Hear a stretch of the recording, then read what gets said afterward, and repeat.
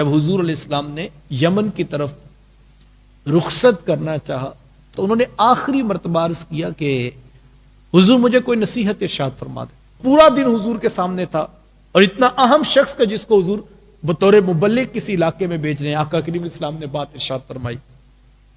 حضور میں معاذ اپنے دین کو اللہ کے لیے خالص کر لو, تمہارا دین رب کے لیے خالص ہو جائے. اور آگے فرمایا پھر عمل تھوڑا بھی ہوا تو تمہیں کفایت کر جائے گا.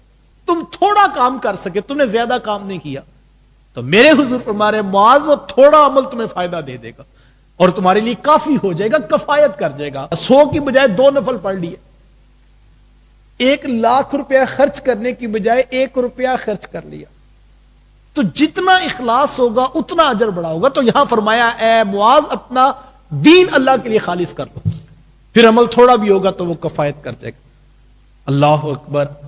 حضرت عیسیٰ علیہ السلام جب اپنے قوم کے درمیان کھڑے ہوئے اور قوم سے کہا کہ جو ہے وہ راہ خدا میں مال پیش کرو, بڑے بڑے مالدار لوگ بیٹھے تھے قوم میں, انہوں نے اپنے مال کے ڈھیر لگانے شروع کر دیے. کسی نے سونا پیش کیا, کسی نے چاندی پیش کیا, کسی نے درہم و دینار پیش کیے. وہاں پر ایک فقیرنی بیٹھی تھی جس کے پاس صرف ایک سکہ تھا جو کل کمائی تھا اس کا. اس نے جب ترغیب سنی اللہ کے پیغمبر کی زبان سے تو اس نے وہ سکہ بھی اپنا اس ڈھیر کے اوپر یوں پھینک دیا.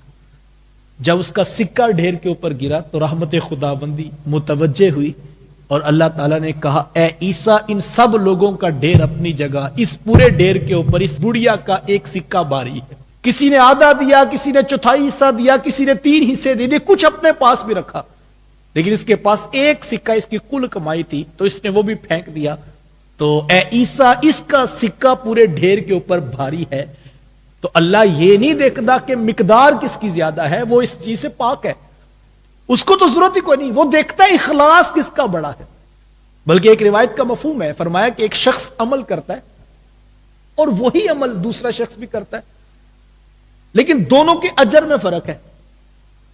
ایک کو 1 گنا ملا اجر, ایک کو 2 گنا, ایک کو 70 گنا, ایک کو 700 گنا, مختلف اجر ملتے ہیں, لیکن عمل ایک ہے. تو صحابہ نے پوچھا حضور یہ کیسی عجیب بات ہے کہ عمل ایک ہے اور اجر مختلف ہے. ایک شخص نے 1,00,000 روپیہ خرچ کیا, دوسرے شخص نے بھی 1,00,000 روپیہ راہ خدا میں خرچ کیا.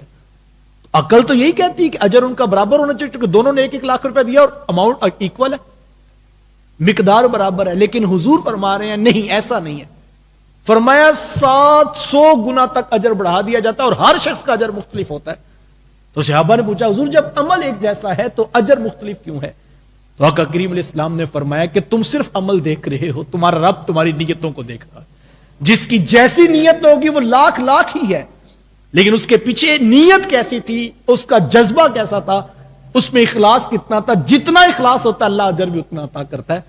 تو ہم عمل کے اوپر زور لگانے کی بجائے اپنی نیت کا قبلہ درست رکھیں. پھر آپ تبلیغ تھوڑی بھی کریں, پھر آپ 2000 لوگوں تک دعوت دین کا پیغام نہ پہنچا سکے, آپ 10 لوگوں تک ہی پہنچے, لیکن پہنچے خالص اللہ کی رضا کے لیے اور محض رب کو راضی کرنے کے لیے آپ عمل کر رہے تھے. کل یہ اخلاص جو ہے اجر میں اتنا بڑا کردار ادا کرے گا کہ انسان حیرت زدہ ہوگا